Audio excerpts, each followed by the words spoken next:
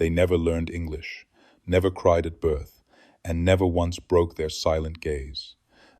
In the backwoods of Arkansas, the twins Edith and Elric were born under a blood moon in the spring of 1888, silent, staring, and strange. By their first birthday, they were speaking fluently in a language no one recognized. Not their parents, not the pastor, not even the Latin scholars brought in from Little Rock. What began as innocent babble soon twisted into something older, colder, and rooted in places no map dared mark. And still, they only ever spoke to each other. The midwife swore she'd never seen anything like it. Twins. Yes, she delivered plenty, but none that came out without a sound, without even the struggle of breath.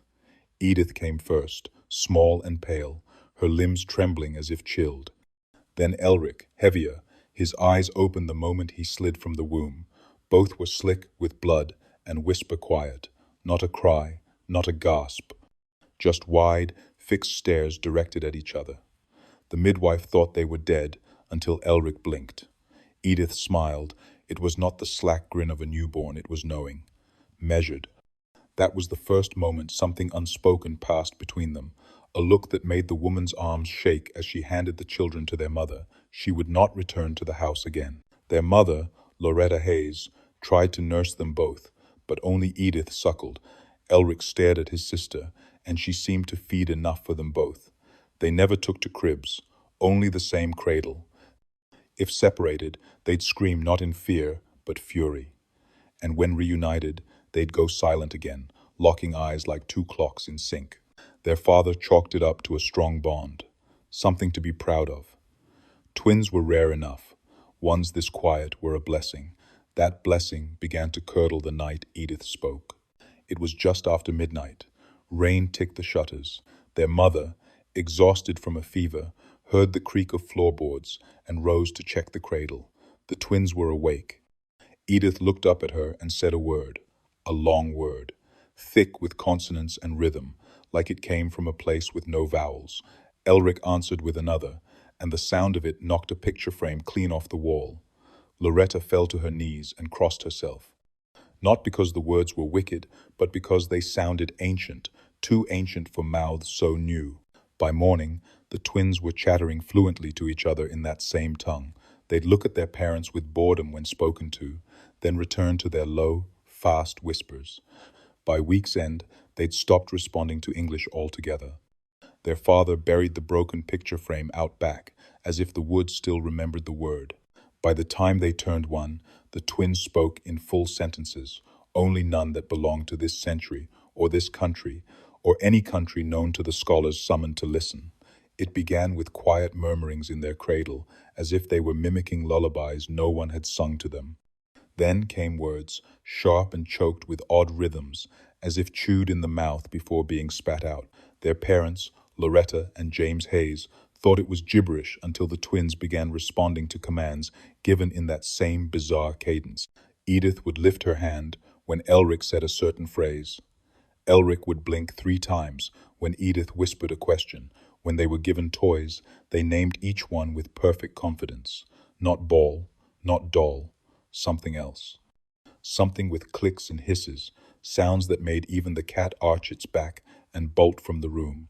A pastor from Little Rock visited and grew pale when they spoke. He said their sounds reminded him of tongues spoken during so-called deliverance rituals, but twisted and reversed, as if the devil himself had been the teacher. A local schoolteacher sat down to transcribe what they were saying, convinced he could decode it if he listened long enough.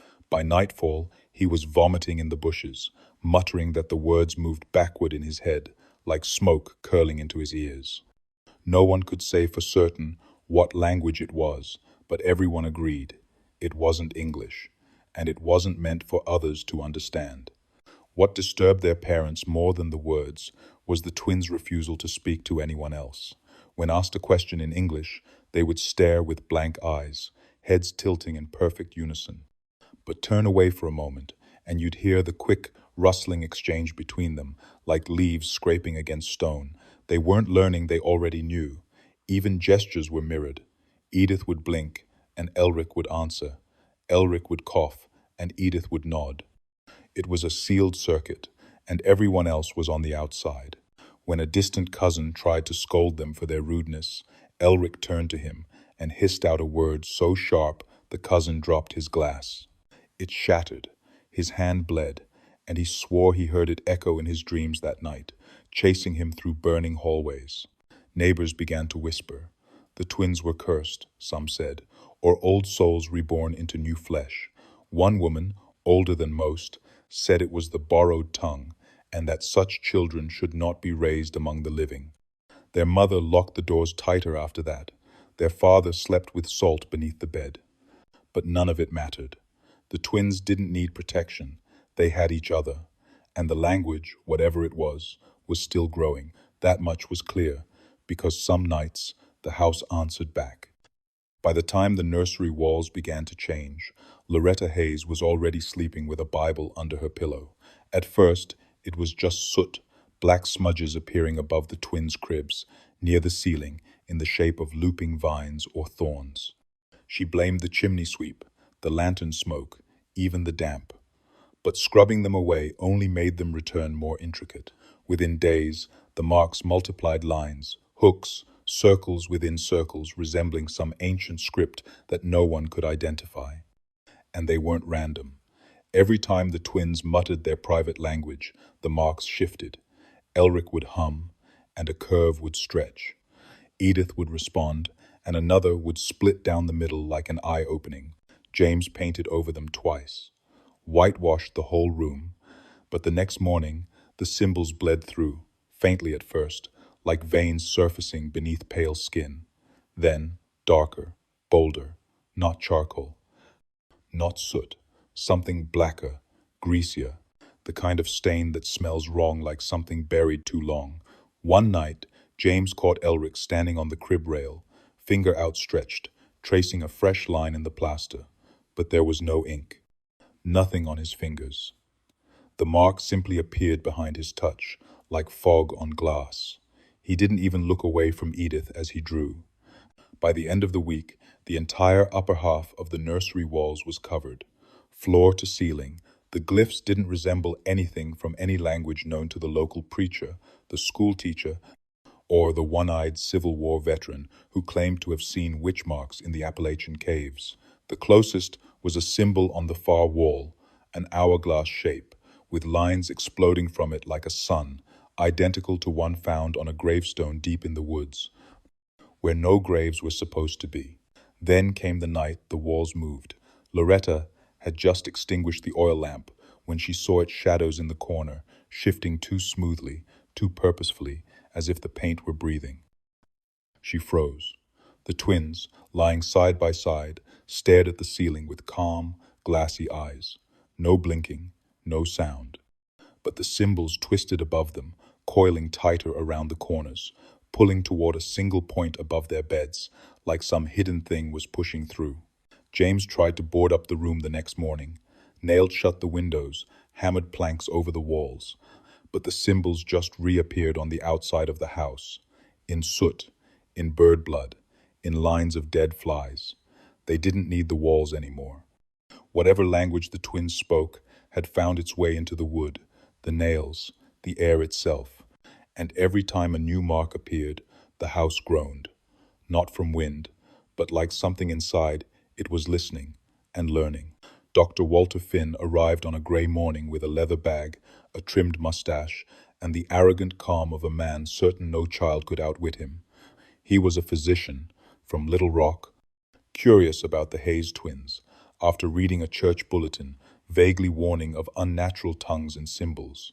He expected exaggeration. He expected two attention-starved children. What he did not expect, what he would never forget, was the silence that greeted him when he entered the nursery. Not the silence of shy children, a carved, eerie stillness, the kind that felt like standing inside a paused breath. The twins did not speak at first. They simply stared at him, Elric's eyes pale and lidless, Edith's expression unreadable, their bodies almost unnaturally still. Doctor. Finn sat between them, opening his notebook, already preparing the phrases he would use in his report. Nervous mimicry, infantile delusion. Then Elric whispered something, a long, low syllable, not quite a word, not quite a sound. It passed under Doctor, Finn's skin like a chill. Then Edith answered, in a voice so soft it felt like dust in his ear. They didn't look at him, but something did, or spoke through them. He couldn't explain it later, not even in the notes he tried to write before burning them. All he remembered was that their mouths moved, but he heard the words inside his own head. Not in English, not in any tongue he knew, but it meant something. A command, maybe, or a history, something too old to be new, and too familiar to be safe. He stood up too fast, and the room spun. The symbols on the walls seemed closer than before, breathing. He staggered out, holding his ears. The twins had never raised their voices, but by the time he reached the parlor, his ears were ringing, hot with pressure. That night, his hearing left him. Not gradually, not from age or illness. It vanished. Gone, like a candle snuffed in the wind. The doctor wrote a final letter, scrawled and trembling, before retreating from his profession entirely. It was not them, he wrote. The voices, they knew things about me, about my father, about a house I had never told anyone I dreamed about. They showed me something, and I don't believe I've woken since. He was last seen staring into a mirror for hours, mouthing words he couldn't hear. The Hayes twins said nothing about the visit. But that night, they lay side by side in their crib, eyes wide, hands barely touching. A single drop of blood rolled from Elric's left ear. Neither moved, neither blinked. And on the inside of the nursery door, a new symbol had appeared etched from the inside. A spiral, broken at its center. A spiral shaped like an ear. By morning, the soot had returned. No matter how often the walls were scrubbed or repainted, it always came back, black marks, curling across the wallpaper, like scorched vines. The nursery had once been pink and warm, a room of ribbons and wooden toys, but now it felt like the inside of something watching. The new nursemaid, Nora, had tried her best to make it cheerful again. She hung a cross above the crib. She placed lavender satchels on every sill. But the symbols returned. Above the headboards, beneath the window, inside the closet, always the same looping curves, the same harsh diagonals, like a language being rewritten in soot and silence. The twins never acknowledged them. They only stared. Sometimes Elric would hum while tracing the air with his finger, as if copying something no one else could see. Edith, meanwhile, had begun speaking aloud, not to anyone, but at the wall. Her phrases rose and fell like music, her tone gentle, almost maternal. Nora once tried repeating a phrase she overheard. Meliana. The moment the word left her lips, a book fell from the shelf across the room. It hadn't been touched. It landed open to a page about burial rites in Sumerian tombs. That was the first time Nora refused to enter the room alone. She said the air smelled too sweet, like overripe fruit, and something faintly burnt. And once, just once, she swore the soot moved while she was watching. Not ran, not fell, moved, like writing itself. On the third week, the father finally nailed a white bedsheet over the wall behind their crib. That night, screams woke the household. When they burst into the nursery, they found the twins wide awake and trembling, pressed against the corner of the room, their hands smeared black. The sheet had been torn into strips. Each strip bore the same mark, a perfect ring of symbols circling a single eye. Not an illustration, an impression, as if something with weight had pressed through the fabric. The family priest was summoned again. He brought holy water and incense, reading prayers in Latin. The twins stared at him without blinking. The incense curled into patterns near their heads, loops and whorls that matched the ones on the walls. The priest left abruptly, pale and shaking, refusing to return. "This is not possession," he whispered to the mother. "It is memory, but not theirs." That night, Elric and Edith sat side by side, fingers brushing. The soot stayed still, but the window frosted over from the inside. On the glass, two small handprints, one facing out, one facing in. He arrived on a Friday, coat too heavy for spring, and eyes that never stopped blinking. Dr. Merritt had been summoned from Little Rock, a respected physician with a curiosity for the unusual. He'd read the letters, of course. the twins who spoke no known tongue, the nursery marked in soot, the priest's refusal to return. Merritt expected madness, or a clever hoax. Children parroting nonsense, but within minutes of entering the room, he grew silent. He knelt between the cribs, opened his medical bag, and asked if he could listen to their hearts. Edith offered her wrist. Elric nodded once. Their pulses were steady, normal, but the moment Merritt leaned in closer, both children began to whisper. No one in the house could remember what the words sounded like. Only that Merritt froze, stethoscope still against Elric's chest, and began to weep. Not sob, not cry, just silent tears streaming down a face that suddenly looked much older. When he stood, his hands trembled. They spoke through me, he said to no one in particular. Then he walked into the hallway, sat in the parlor chair, and stayed there until nightfall, unmoving. The house was quieter than usual that night. Even the wind outside seemed to avoid the windows. Merritt finally rose just past midnight. He took a candle and returned to the nursery alone. He did not permit the mother to join him. She heard him speak, though. A single word, repeated 3 times, low and almost reverent. It didn't match any language she knew. By morning, Merritt was gone. Not his coat, not his bag. Only the candle stub remained, still burning low. But hours later, a telegram arrived from his assistant in the city. Merritt had returned by train, disoriented, silent, and deaf. He refused explanation, only wrote one thing before retiring permanently from practice. The note read, "Their words are not meant for the living." After that, the twins became quieter, not less strange, just more careful. They resumed their mirror games. Their symbols shifted, less like writing and more like maps. But the nursery had changed. Footsteps echoed differently there. Even sunlight hesitated at the threshold. The mother began locking the door at night, not to keep anything out, but to keep something in.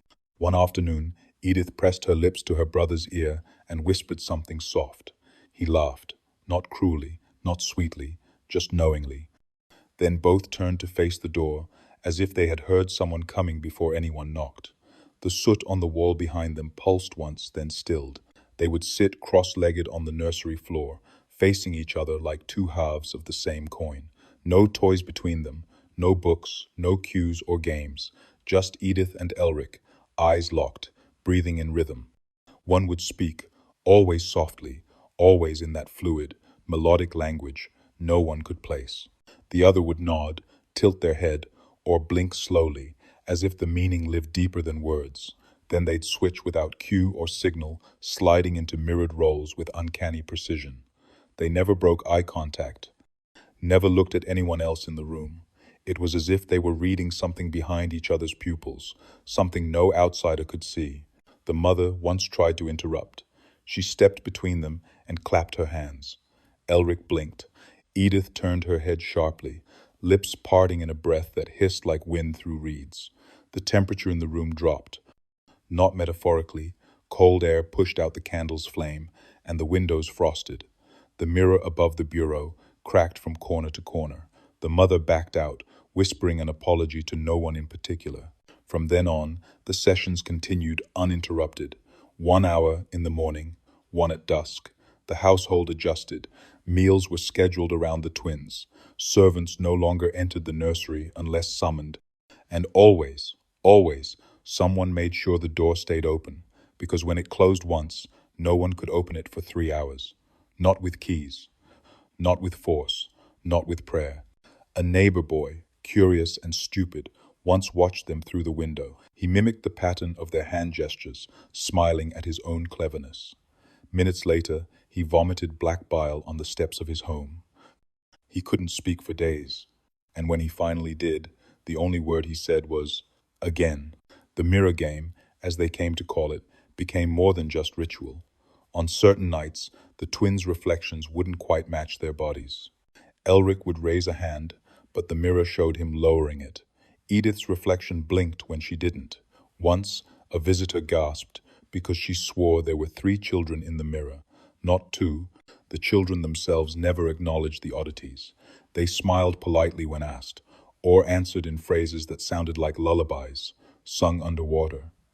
Then they'd return to each other mirrored, wordless, and deeply, unsettlingly together. Whatever they were doing, it wasn't play. It was communication, practice, or perhaps remembering. The linguist came from Little Rock with 3 notebooks, 2 translators, and the quiet arrogance of a man who had broken codes and studied dead empires. He sat in the parlor with his sleeves rolled and glasses perched on his nose, listening as Edith and Elric spoke to one another with musical precision. He didn't smile. He didn't blink much either. At first, he jotted notes furiously, symbols, approximated sounds, guesses at grammatical structures. Then he slowed. Then he stopped. By nightfall, he had filled a page with spirals, crossed them out, and begun to whisper to himself, forehead damp. He insisted on staying the night, claiming he needed just one more session. The twins agreed, nodding in eerie unison. They sat across from him by candlelight, and this time they spoke faster words, tumbling like water over jagged stone.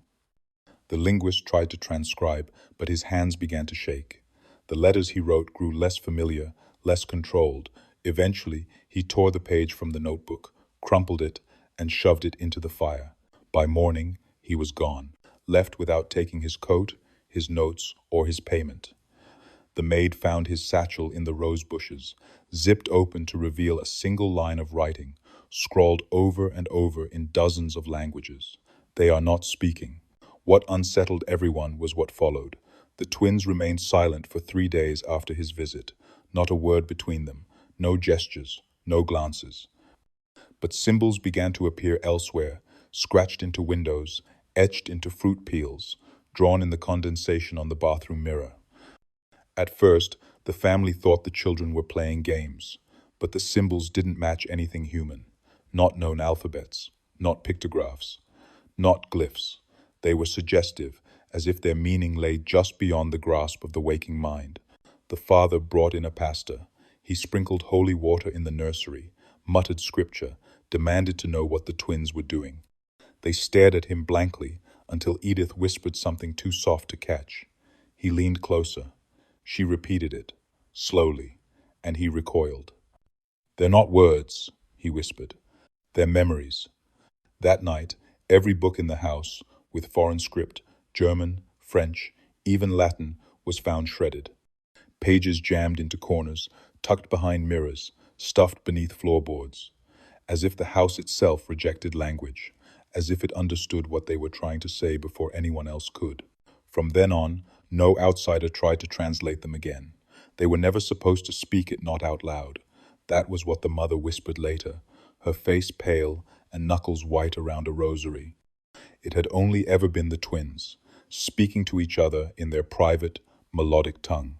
But then Clara Hensley, a girl from the town schoolhouse, heard one of the twins, Elric, muttering to himself beneath the oak tree where the children played. She thought it was a game, something foreign, mysterious, so she repeated the phrase, laughed when it came out stilted. And then she screamed. It happened too fast for anyone to stop. Blood streamed from her ears, thick and dark, pooling into the roots. Her hands clawed at the side of her head as if trying to remove something that wasn't there. She collapsed, twitching. And all the while, the twins just stood there, not laughing, not crying, just watching, like they'd seen it happen before. Edith tilted her head slightly, almost curious. Elric closed his eyes and whispered something too low to hear. The bleeding stopped, but Clara would not wake for 2 days. When the doctor arrived, he called it a seizure brought on by stress, said she must have had a condition no one noticed before, but the schoolteacher, Miss Weller, couldn't stop shaking. She said Clara hadn't just repeated sounds, she had mimicked a phrase Elric had spoken earlier that morning, one that ended in a word neither child had ever used before. The word had no English equivalent. Miss Weller tried to write it down phonetically. Her pencil broke in 3 places. The paper singed at the edges without fire. Clara eventually woke, eyes wide and unfocused. She didn't speak for a week. When she finally did, her first words weren't her own. She spoke in the same rhythm, the same guttural tones as the twins. Her parents wept, burned her clothes, took her out of school. But at night, Clara could still be heard, whispering in her sleep sounds that weren't hers, prayers that weren't meant for her God. After that, no other child dared repeat what the twins said. The school imposed silence around them. The twins weren't expelled, but they weren't taught either. They simply sat, side by side, saying nothing until the lunch bell rang, and they wandered off, hand in hand, speaking softly once more. The town began to say the twins' language wasn't meant for more than two mouths, that to echo it was to invite something ancient to listen.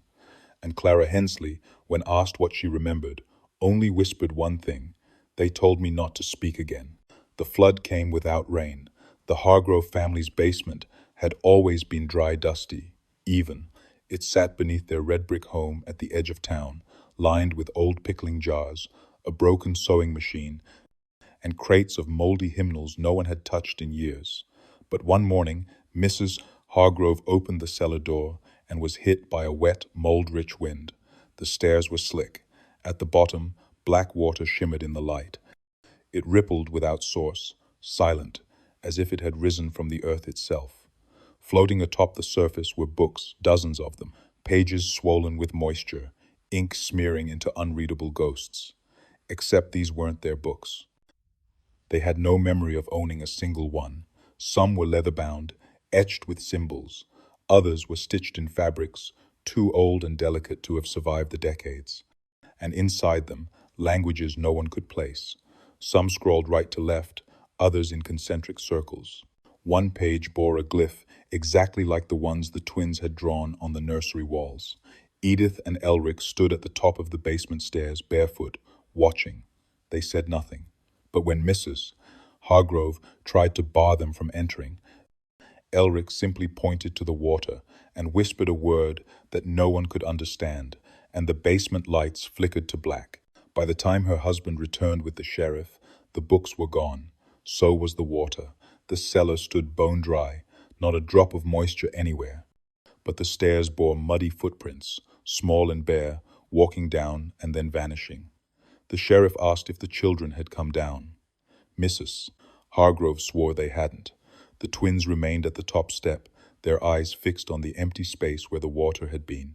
Later that night, the neighbors said they saw steam rising from the Hargroves' chimney. Odd, given the hearth hadn't worked in years. One man claimed to see pages fluttering out the top, disintegrating in the wind before they hit the ground. When the family searched the house, they found nothing. Only Edith's doll, perched on the basement landing, dripping wet. A linguist was summoned from Little Rock. He reviewed the fragments that Mrs. Hargrove had saved, pages she had pulled before the rest sank or vanished. He said one line stood out, a phrase repeated over and over in different symbols, shapes, even scripts. His hands trembled as he read it aloud. It sounded like music, a harmony made from throats that had never been human. When he finished, the lights dimmed, and Elric began to hum. The twins never admitted bringing the books. But from that night on, they always slept facing each other, palms open beneath their pillows. And sometimes, when the house was quiet, the parents could hear faint splashing like someone wading through water far below the floorboards. It was a man from New Orleans who named it first the phrase the twins spoke in sleep, the one neither parent could pronounce. He was passing through town, visiting his cousin who worked as a gravedigger. Word had spread about the strange twins with the mirrored eyes and the private language, and curiosity led him to the Hargrove doorstep. They didn't welcome visitors anymore, but he was polite, and when he offered to listen, without judgment, they let him in. He sat with them in the parlor, facing Edith and Elric across the room as they played silently with wooden figures on the rug. Then Elric looked up, locked eyes with the visitor, and spoke one word, soft and precise. The man went pale. He asked them to say it again. Edith whispered it this time, her voice low, almost reverent. The visitor's hands clenched the arms of the chair. "That's not a child's word," he said. "That's a dirge. I've heard it once before during a funeral rite in Treme." He said it was voodoo, not the showy kind tourists knew, but the old kind, whispered in back rooms and carved into headstones.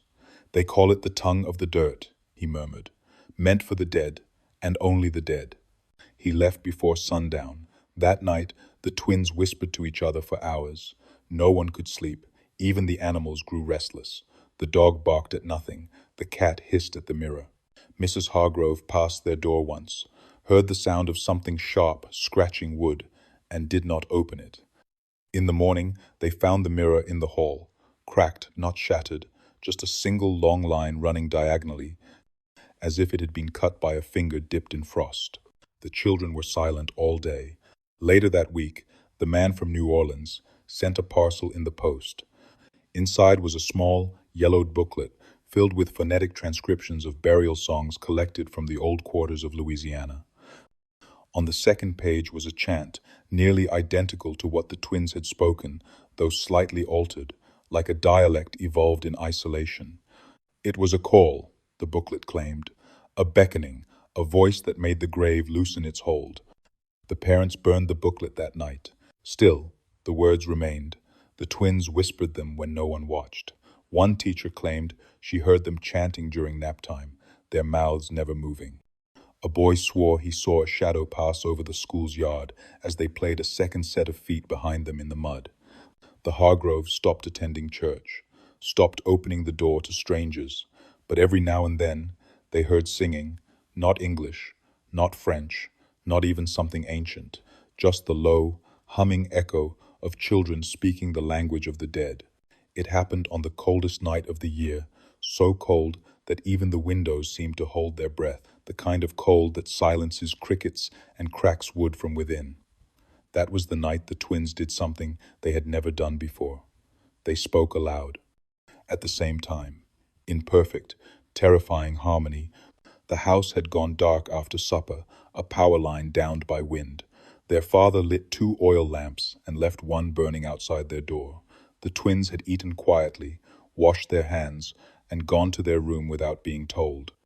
But as the house slept, a sound began to swell, faint at first, like humming from the bottom of a well. Then it grew louder, sharper, layered in 2 voices that did not belong in a child's throat. A rise, a fall, then syllables that scraped the walls like nails.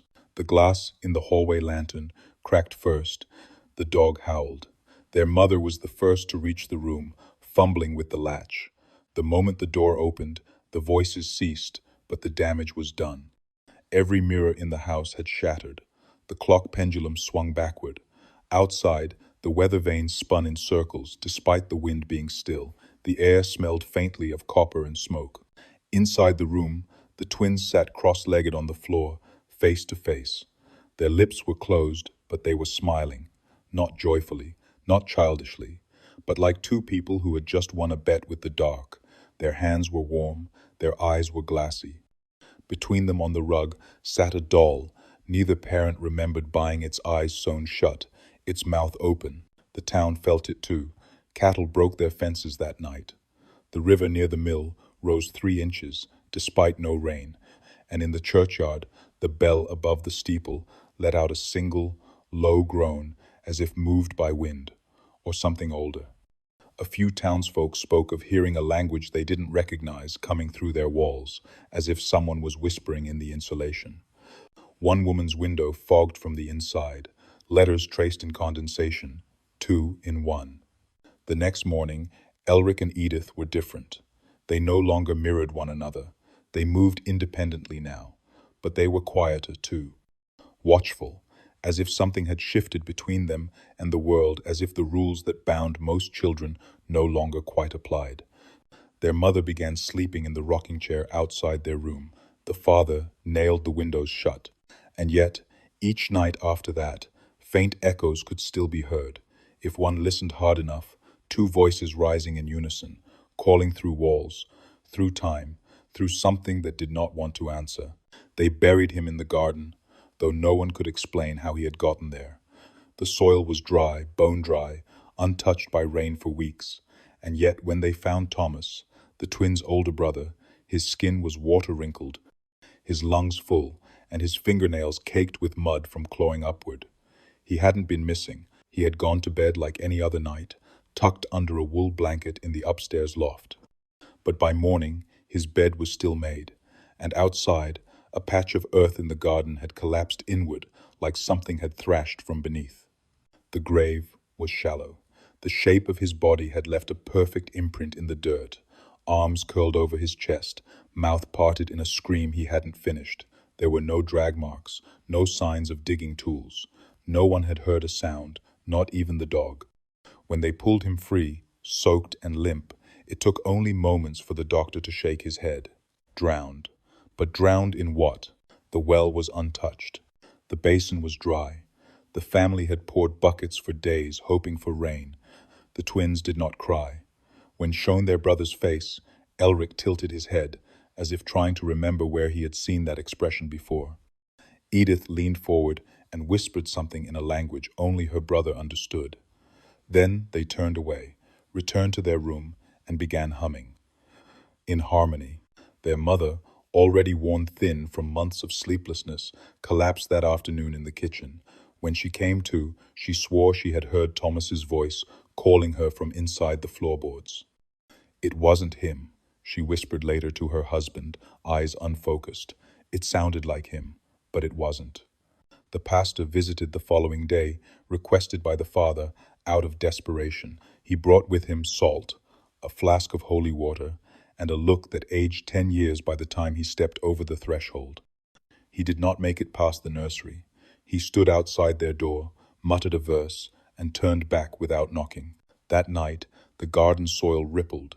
Neighbors spoke of seeing Edith standing barefoot at the edge of the field just before dawn, though her father swore the house had been locked from the inside. When he rushed to her room, she was asleep in bed, but her feet were muddy.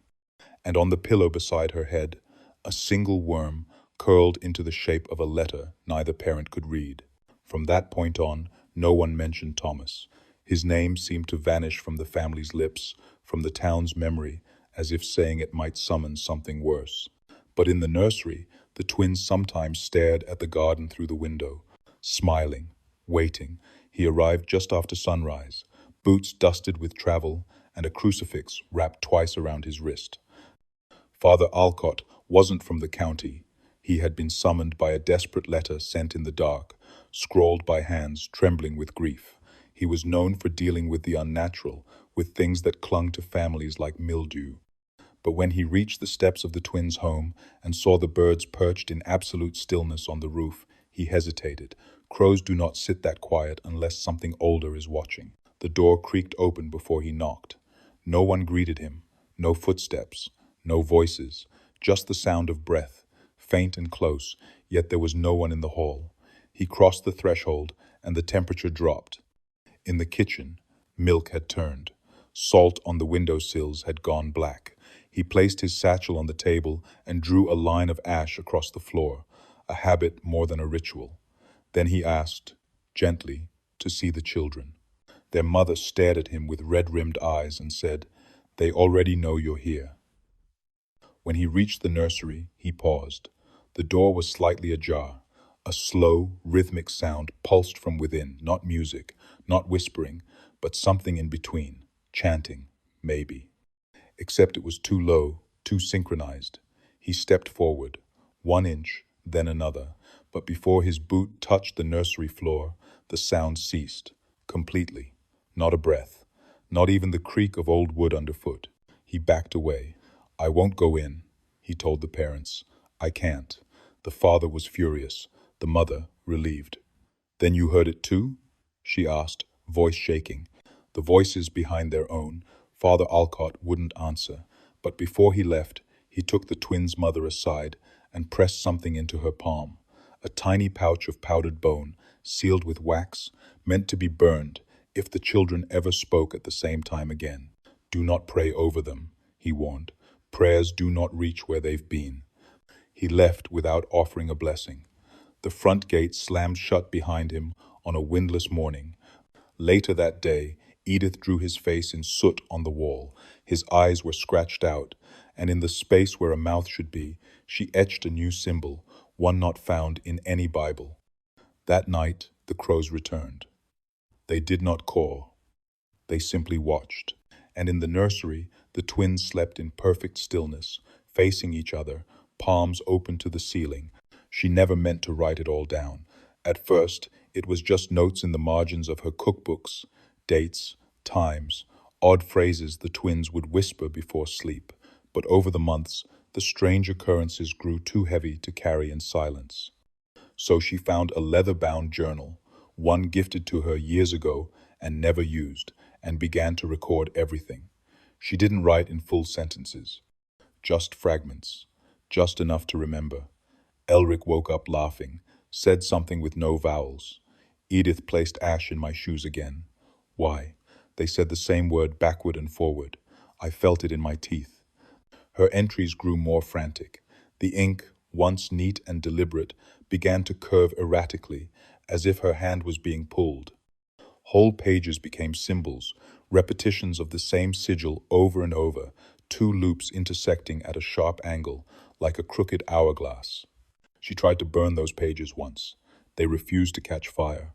The ash wouldn't stay lit, and when she turned back to the nursery that night, the symbol was on the wall. In blood. She scrubbed it clean, but it returned fainter, deeper, as if it were beneath the paint, beneath the plaster, inside the very wood. One night, she awoke to find Edith standing at the foot of her bed, holding the journal open to a page she hadn't written yet. The words were hers, her handwriting, her phrasing, but they spoke of things that hadn't happened. Tomorrow the river overflows, it said. You will bury salt in the east corner. Do not hesitate. The next morning, it rained. The river rose, and the basement filled with water up to the ankles. She never told her husband. He had already begun sleeping in the barn. The last entry was dated the night of the storm. Her script was jagged, hurried. They are not mine, she wrote. They are not children. They are pages being written by something else. Her final line trailed off. There's a door. Then the ink blotted, a thick splash, like something had startled her hand. The pen was found snapped on the floor the next morning, and the journal was tucked neatly beneath the twins' pillows, dry, intact, but warm to the touch. When she touched it again, she said it hummed. The mother never wrote after that. She stopped speaking altogether 3 weeks later, and the twins began writing on their own. The professor was not young, but he was not yet old either. His eyes, though dulled by years of reading, lit up the moment he heard the recording. A traveling scholar from Pennsylvania, he had come not out of belief, but curiosity. Language was his obsession, and rare dialects were his addiction. The twins' speech fascinated him. It had structure, rhythm, grammar, yet it followed none of the patterns known to linguistics. He called it a ghost language, something that shouldn't exist. He asked to stay a week. He stayed for 6. Each day, he recorded hours of the twins speaking, sometimes whispering, sometimes arguing, sometimes murmuring in their sleep. He transcribed every sound, letter by letter. At first, he saw patterns forming, rules, logic. But as he reviewed earlier pages, something shifted. The entries changed when he wasn't looking. Words he remembered as clear turned into broken phrases. The alphabet he devised began to contradict itself. Letters reversed, sentences rearranged. At first, he blamed fatigue. Then he thought he was going mad. But then he noticed something worse. He looked older. In the mirror, in photographs, his cheeks sagged, the whites of his eyes dulled, his posture bent. He was sure of it. A journal entry he wrote in the morning would look faded by nightfall, as though it had been penned years ago. Paper yellowed in his hands. One night, he reread a sentence he'd written 2 weeks earlier and found it ended with his own name written in the twins' symbols. He didn't remember adding it. In desperation, he visited a colleague in town, another academic, but the man didn't recognize him, said they hadn't seen each other in over a decade. The professor left the farmhouse the next morning without his notes, suitcase, or coat. The twins watched him from the upstairs window. As he disappeared down the road, Edith turned to Elric and whispered a word not heard before or since. The glass pane in the nursery frosted over in the middle of summer.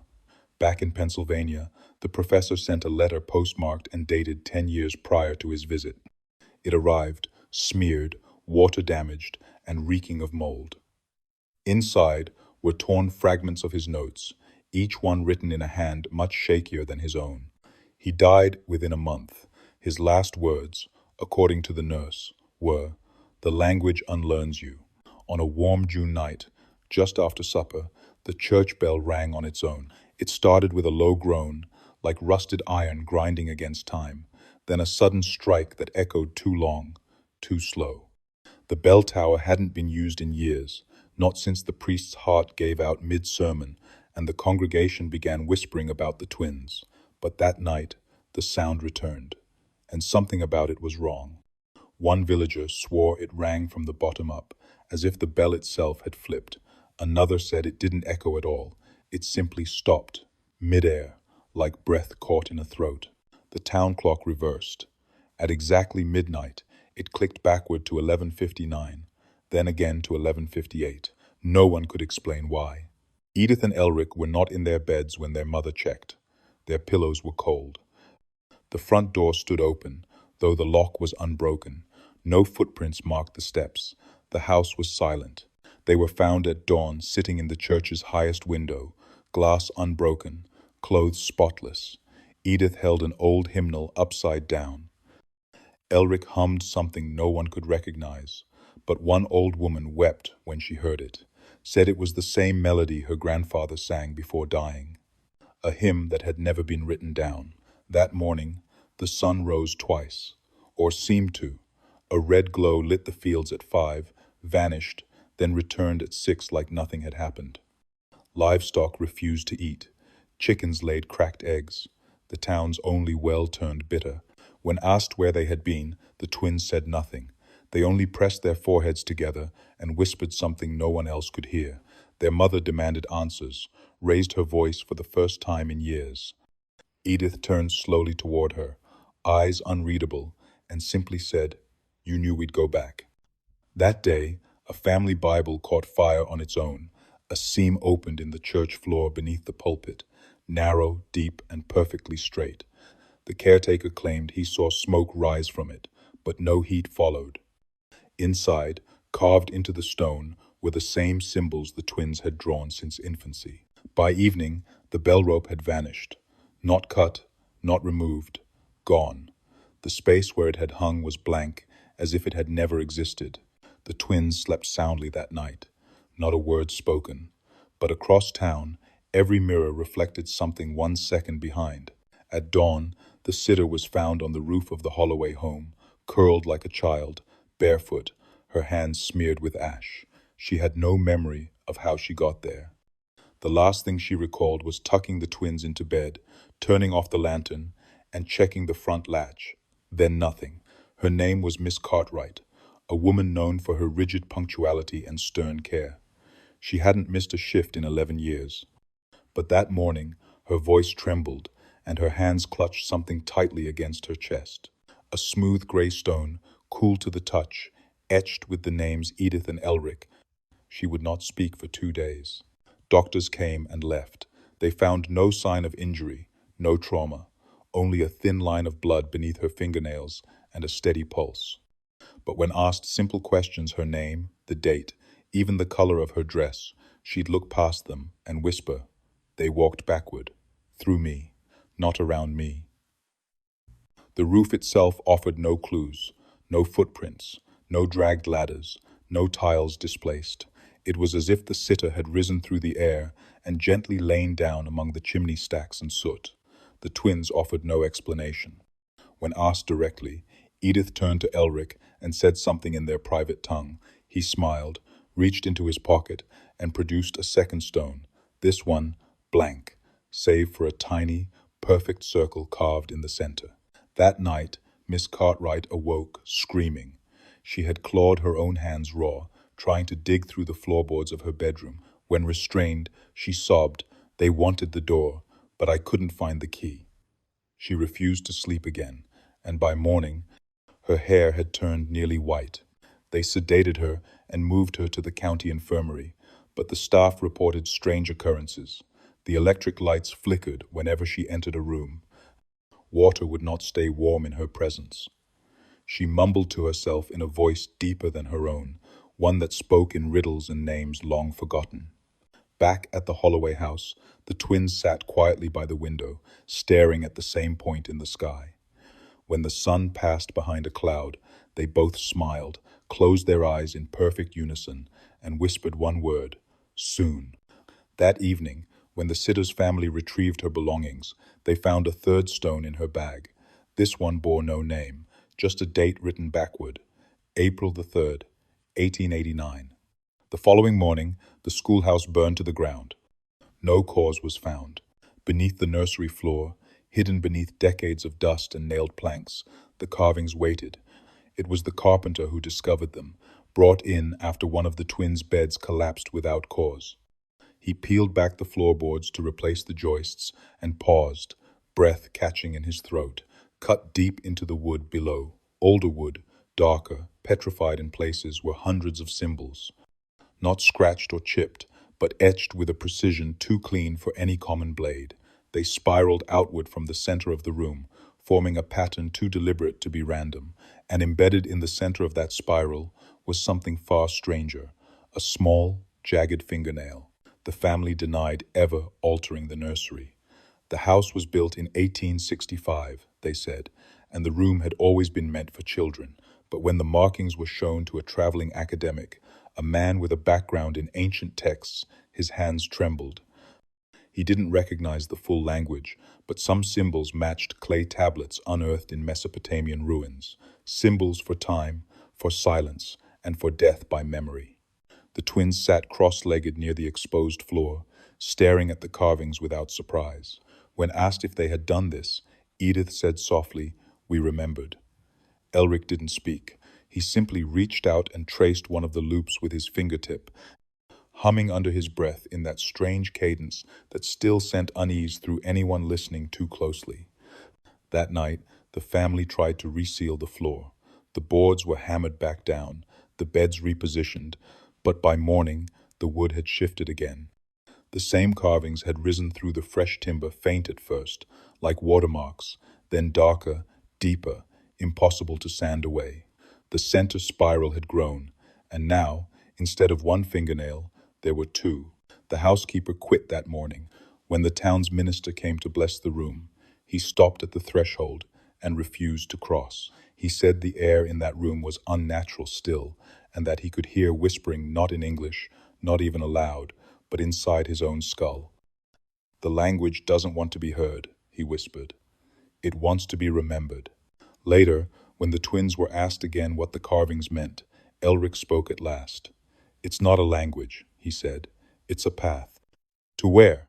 the father asked. Neither child answered. Instead, they stood up, stepped carefully to the center of the spiral, and turned to face the same corner of the room. At once, they raised their hands and pointed. During the storm that split the sky and bent trees backward like paper, the twins didn't flinch. Thunder rolled over the hills of Arkansas like drums from some distant, unseen army. Rain clattered against the windows in waves, and lightning lit the nursery like a flickering stage. That's when Edith spoke, not in her own voice, but in something deeper, older. It came out of her throat like gravel and honey, each word slow and terrible, each syllable leaving a weight in the air too heavy for silence to lift. Elric sat beside her, eyes wide and glassy, not frightened, but reverent. His lips moved silently, as if translating, but when asked later, he could not recall what had been said. Their mother stood frozen in the doorway, unable to step inside. The room seemed to resist her, the air thicker the closer she tried to get. Edith's mouth moved again, only her mouth, not her face, not her chest. The sound was coming from somewhere else, from through her. And the voice, it spoke not of anything modern, not of anything human. It spoke of a war beneath rivers, of bones broken to store memory, of a city where time lived backward. And then the voice said a name no one recognized, a name that made the old dog outside wail and claw at the back door. The lights flickered, the candles in the hallway blew out, though there was no wind, and just like that, the voice stopped. Edith slumped forward, pale as salt. Elric vomited black water onto the floor. Then silence, except for the ticking of a clock that no longer worked. In the days that followed, no one in the house could remember the exact words, but they all agreed on one thing: the voice had not been hers. nor his, nor even human. The only one who seemed unaffected was the maid's daughter, a 6-year-old who had drawn a spiral with chalk on the cellar wall the next morning and wrote underneath it, "He is almost done speaking." The family brought in another priest. He left without blessing the home, muttering only, "They've become a vessel, and the vessel's already full." After that, the twins began to hum more often. Not music, not really, just tones long, droning tones that rose and fell in slow arcs. Sometimes, the hums would align. When they did, furniture shifted, windows bowed, and one morning the rooster crowed with a child's voice. Still, they smiled. Always, they smiled. They came at dusk, black wings blotting out the last of the light. Not dozens, not hundreds, thousands. Crows poured from the tree line like smoke, their cries swallowed by a strange hush that seemed to settle over the field. They didn't move, not a single flutter, once they landed. Just rows and rows of gleaming eyes, lining rooftops, fence posts, even the bare limbs of trees that hadn't held leaves in weeks. And at the center of it all, in the grass behind the house, sat the twins, cross-legged, silent, staring back. No one dared approach them. The farmhands who first spotted the gathering turned back before their boots left the porch. Something about the way the crows held their heads, tilted, fixed, expectant, unsettled, even the bravest. It felt like they weren't watching the children. It felt like they were waiting. Inside, the family tried to shut the curtains, but they wouldn't stay closed. The fabric kept drawing back on its own. No breeze, no hands. One pane cracked from pressure on the outside, though nothing touched it. The mother lit a candle and tried to pray, but the wick sputtered out every time she reached the twins' names. Edith raised one hand. Just a small movement, fingers splayed like a fan. In perfect synchrony, every crow raised one wing. A moment passed. Then Elric tilted his head back and opened his mouth. No sound came from him, but every bird cawed once sharp, loud, like a single bell struck too close to the ear. Then silence again, not even wind, just the twins and the watchers. It stayed that way until midnight. The town clock struck 12, and the crows took flight all at once. Not a feather remained, not a print in the dirt, just two children walking calmly back to the house, feet clean despite the mud. They said nothing, but that night every mirror in the home fogged from within, and on each one, drawn by a finger no one saw, appeared the same symbol from their nursery walls. The next morning, Elric spoke a single word before breakfast. A name, one none of them knew, but the newspaper boy would later report it matched a man buried in Scotland 2 centuries earlier. A man who, according to legend, had once commanded crows during a famine and vanished during a storm. That was the last day the family tried to ask questions. He had been making arrangements in secret letters, sent, a carriage scheduled, a school far north that promised discipline over sympathy. The father, Abram, believed it was mercy, that the twins would fare better apart, that what lived between them was an infection of the soul, a sickness that fed on closeness. He packed at night, careful not to alert them. He planned to leave at dawn, but when the sun rose, the carriage waited empty, and Abram was gone. At first, they thought he'd walked to town. His boots were missing from the doorstep, but the dogs wouldn't follow his scent. They stood at the edge of the property line, growling, hackles raised, refusing to move forward. One tried. It whimpered for hours before it was found under the porch, hair turned gray and eyes no longer tracking light. What they did find were the boots, neatly placed side by side in the barn, soles still damp. Inside each boot were strange objects, not mud, not straw, but salt, coarse and damp and teeth. Human, by the look of them, 6 in one, 7 in the other, all molars, not a speck of blood. The twins did not react. They sat on the stairs that morning, Edith humming softly, Elric tracing something into the wood with his thumbnail, a symbol, the same one that had begun showing up behind curtains, under dinner plates, etched into frost on the windows. The mother screamed when she saw the boots, collapsed into a rocking chair, and would not speak for 3 days. But the children looked past her through her, as if waiting for something else to arrive. That night, the wind changed. It carried a strange scent, charred wood, and something sweet beneath it, like fruit left to rot. A figure was spotted near the tree line, tall, unmoving. But when the hired man shone his lantern, there was nothing there. Only footprints that circled the barn. 12 steps, then none. By morning, one more thing had changed. The attic door was open, though no one had touched it, and inside, on the dusty floor, was the word Father, written in perfect cursive, not scratched, not smeared, painted, and the paint had not yet dried. The sheriff came and left quickly. He spoke to the mother outside, but his eyes kept drifting to the second-story window, where two faces watched him silently, side by side, not blinking. Abram Wake was never seen again. But 3 nights later, Elric said, in a voice not quite his own, he shouldn't have tried to take the names away. Then he went back to sleep, arm curled protectively around his sister. They asked for paper one morning, lined, blank. It didn't matter. They needed something to write on. The request came not with urgency, but expectation, like asking for bread or water. Their mother handed them a fresh notebook, relieved it wasn't another dead bird or salt trail. The twins sat cross-legged by the hearth, backs pressed together, heads bowed in unison, and began to write. At first, the pages looked like gibberish, curved lines, dots, hooked symbols without form or order. But then came repetition. Structure. Columns and spirals and loops that mirrored each other, even when written on opposite pages. Edith filled her book clockwise, while Elric went in reverse. And yet, when you placed the pages together, they aligned. Not mirrored, matched. A schoolteacher was called in, a retired cartographer who fancied himself a puzzle solver. He stared at their work for over an hour, then stood abruptly and left without a word. The next day, he returned with maps. Old ones. Some from the colonies, others from far older places. Greece, Babylon, the red lands of Abyssinia. He pointed to a valley in Turkey, a coastline in Peru. The symbols matched almost exactly.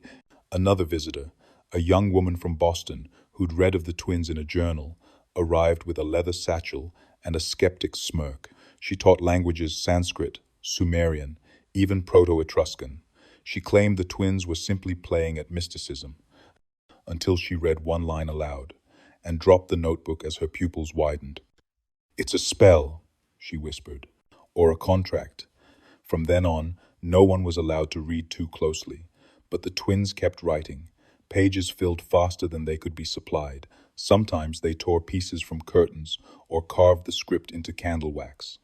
Once, when no tools were offered, they traced the symbols into their own skin, arms etched in spirals of ink made from crushed berries and something darker. One night, Elric handed his mother a folded note. She opened it slowly, hands trembling. Inside, a single phrase. "He still watches through the wall." There was no signature, just a line beneath it that bled through the paper, though no pen had touched it. That same night, the fireplace roared to life on its own. The smoke rose in coils, spelling nothing anyone dared speak aloud. And the floor beneath the twins' room creaked with footsteps, soft, pacing, endless. Some say what they were writing wasn't language, it was memory. Others say it was a warning meant for the next pair, because deep beneath the floorboards, behind the wall where paint always peeled, someone found a single word scratched in faint but recent. It said, "Again." It wasn't there the night before. The attic had always been bare, dusty boxes, a few broken chairs, and the sour smell of old wood. But that morning, when their mother climbed up to check the roof leak, she froze. A door now stood flush against the north wall. No knob, no hinges, no keyhole, just a narrow, arched outline that hadn't existed yesterday. The wood was darker than the rest of the attic, almost damp, as if it had been pulled up from the bottom of a lake. She called for her husband. He ran his hands along the edge, knocked twice, and said, "It's solid." He tried to pry it open with a crowbar. The metal snapped. From behind the door came nothing, not a draft, not an echo, Not even the hollow ring of emptiness, just silence, thick and waiting. That night, Edith and Elric didn't eat. They stood beneath the attic hatch, barefoot and staring upward, as if they'd been called to a pulpit. When asked what they were doing, Edith whispered, "Listening." Elric nodded once, then added, "It's almost ready." No one slept. At midnight, something knocked from the attic, once, then again, 13 times. On the 13th knock, the twins exhaled at the same time and smiled not to each other, but toward the ceiling. Their parents bolted the hatch. They piled furniture on top. But by morning, the hatch was wide open, and the door upstairs had changed. A symbol had appeared on it, an eye with a split pupil, like a cat's. Beneath it, 2 small handprints in soot. The preacher was summoned. He refused to enter. "That isn't a door," he said. "It's a response." That afternoon, the wind blew inward, though every window was shut. Pages from the twins' notebooks scattered down the hallway, forming a trail toward the attic. At the end of the trail was a single sentence written in their joint script. "We knocked first." The parents decided to burn the house down, but when they lit the match, the flame wouldn't catch. The walls were damp to the touch, though it hadn't rained in weeks. The basement, once dry, was now ankle-deep in stagnant water.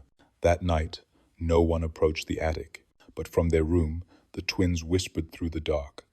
"It opens for us," said Elric. "It's not locked because it doesn't need to be," Edith added.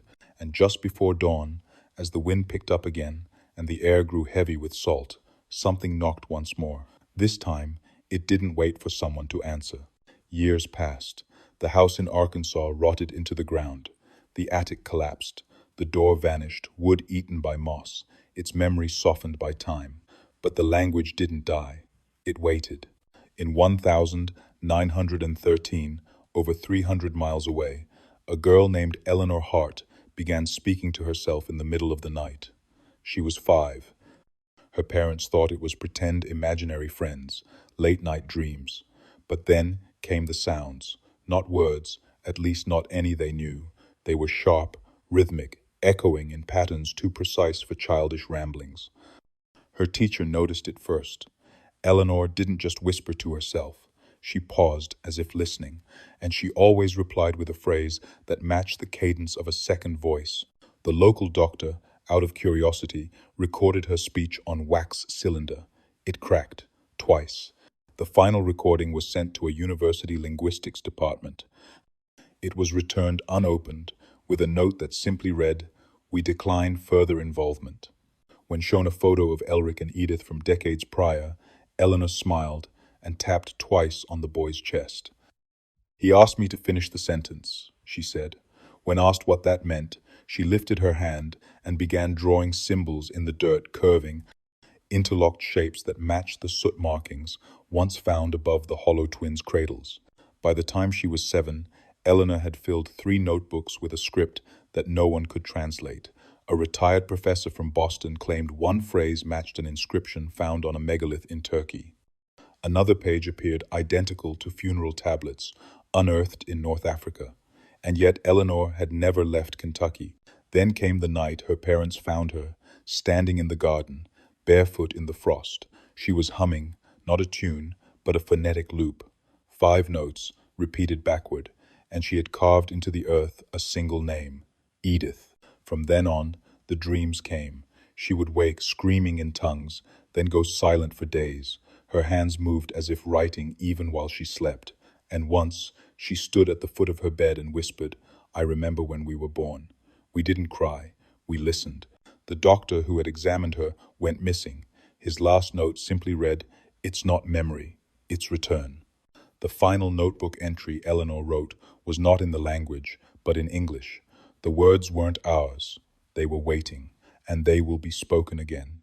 And in a different town, years later, another child picked up a stick and began drawing spirals into the sand. When asked what it meant, he shrugged and smiled. "I don't know yet," he said, "but she's teaching me." If this story lingered with you, haunting, whispering, refusing to be forgotten, then you've already felt what the language does. Comment the oldest town in your country. And if you want more stories that whisper long after the screen goes dark, like and subscribe to The Black Chapter.